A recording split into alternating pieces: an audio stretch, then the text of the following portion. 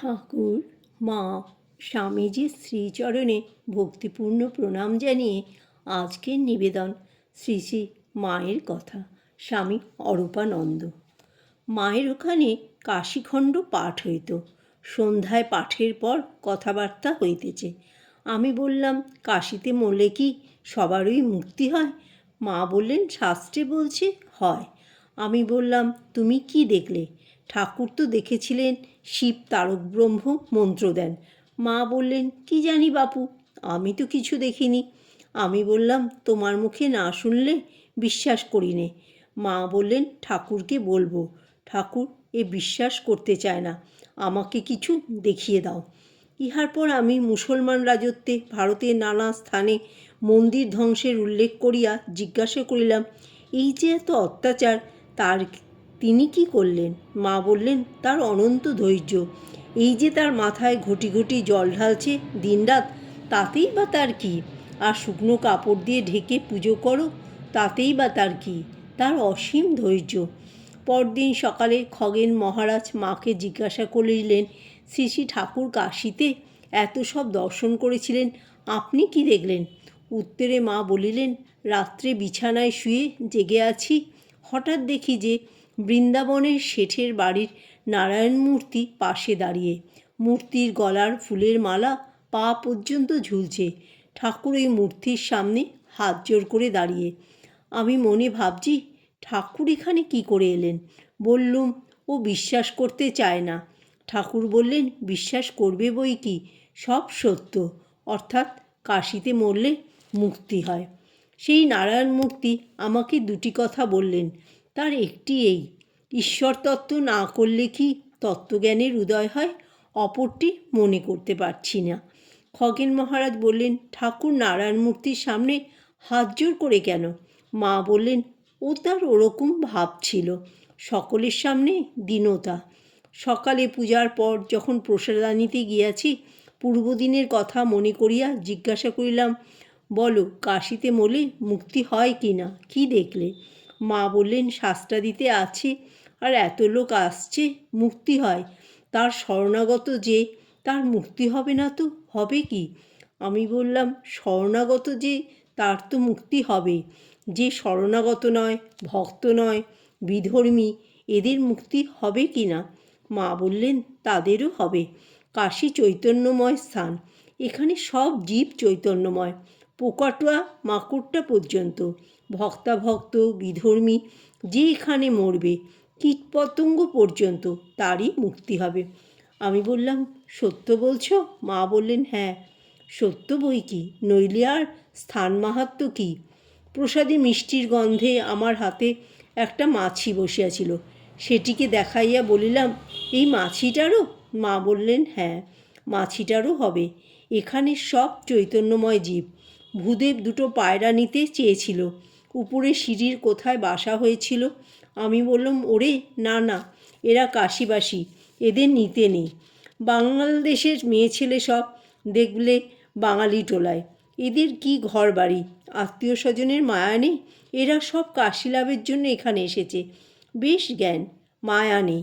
আমি বললাম, দেখলে বাঙালদের কেমন জ্ঞান? মা বললেন, হ্যাঁ, ও দেশের লোকগুলোর জ্ঞান নেই।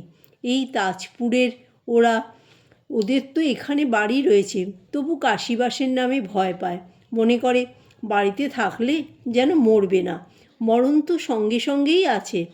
আমি বললাম, সত্য বলছো, এখানে মরলে মুক্তি হয়? মা বিরক্ত হইয়া বললেন, আমি তোমার কাছে তেষত্ব করতে পারবো না।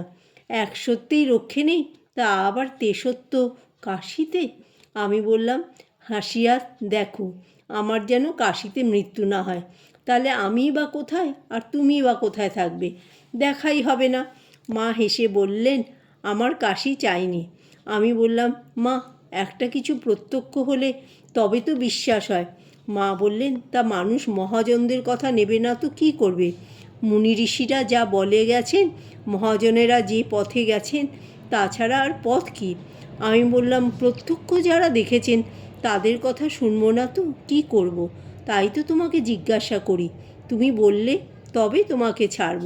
মা বললেন, তুমি বিশ্বাস করলে আর না করলে তাতে তার কি? সুখদেব ডেও পিঁপড়ে, অনন্ত তিনি, তার কি বুঝবে? ঠাকুর ছিলেন, তিনি একটি দেখা লোক, তিনি সব দেখেছেন, তিনি সব জানেন। তার কথা বেদবাক্য, তার কথা যদি বিশ্বাস না করবে তো কি করবে? আমি বললাম, শাস্ত্রে তো কত কথা বলে, এ বলছে এই, ও বলছে ওই, কার কথা নেব? তাই তোমাকে জিজ্ঞাসা করি। মা বললেন, তা তো বটে, পাজিতে বিষারা জল লিখেছে, নিংড়ালে এক ফোঁটাও বেরোয় না। আর শাস্ত্রে অনেক বাজে কথাও ভরেছে, শাস্ত্রবিধি অত আর পারা যায় না। তিনি বলতেন, বৈধি ভক্তি ভক্তিই নয়। কামরপুকুরে যখন ছিলুম, বৃন্দাবন থেকে আসবার পর, তখন সব লোকের ভয়ে এ বলছে ও, তা বলছে, হাতের বালা খুলে ফেললুম। আর ভাবতুম গঙ্গাহীন স্থানে কি করে থাকব। গঙ্গা স্নানে যাব মনে করলুম। আমার বরাবরই একটা গঙ্গাবাই ছিল। একদিন দেখি কি, সামনের রাস্তা দিয়ে ঠাকুর আসছেন আগে আগে, পিছনে নরেন, বাবুরাম, রাখাল, সব যত ভক্তেরা, কত লোক। দেখি কি ঠাকুরের পা থেকে জলের ফোয়ারা ঢেউ খেলে খেলে আগে আগে আসছে, এই জলের স্রোত। আমি ভাবলুম, দেখছি ইনিই তো সব, এর পাদপদ্ম থেকেই তো গঙ্গা। আমি তাড়াতাড়ি রঘুবীরের ঘরের পাশের জবা ফুল গাছ থেকে মুঠো মুঠো ফুল ছিঁড়ে এনে গঙ্গায় দিতে লাগলুম। তারপর ঠাকুর আমাকে বললেন, তুমি হাতের বালা ফেলো না, বৈষ্ণবতন্ত্র জানো তো? আমি বললাম, বৈষ্ণবতন্ত্র কি? আমি তো কিছু জানি নে। তিনি বললেন, আজ বৈকালে গৌরমণি আসবে, তার কাছে শুনবে। সেই দিনই বিকালে গৌরদাসী এলো, তার কাছে শুনলুম চিন্ময় স্বামী। এই কলিতে শুধু সত্যের আড় থাকলেই ভগবান লাভ হয়। ঠাকুর বলতেন, যে সত্য কথাটি ধরে আছে সে ভগবানের কোলে শুয়ে আছে। দক্ষিণেশ্বরে ঠাকুরের অসুখের সময় তাকে রোজ যে দুধ দিতুম তা জাল দিয়ে বেশ ঘন করে দিতুম, আর 1 সের দুধ হলে বলতুম 8 সের, কম করে বলতুম। ঠাকুর একদিন টের পেয়ে বললেন, সে কি, সত্য ধরে রাখবে, এই আমার বেশি দুধ খেয়ে পেটের অসুখ হয়েছে। যেই মনে করা অমনি সেদিন পেটের অসুখ হলো। তার সব সুযোগ ছিল, আমাদের সেসব কই? শেষে আমি বলিলাম, মা, আমি এসব যা জিজ্ঞাসা করি ও অমনি বলি, আমি ওসবের জন্য অত ভাবি না, আমার মনের ভাব অন্য রকম। আমি নিজে জানতে চাই, তোমাকে যে মা বলে ডাকি, তুমি আপন মা কিনা? মা বললেন, আপনার মা নয় তো কি, আপনারই মা। আমি বললাম, তুমি তো বললে, আমি যে ভালো বুঝতে পারছি না। গর্ভধারিণী মাকে যেমন আপনা হইতেই মা বলে জানি, এমন তোমাকে মনে হয় কই?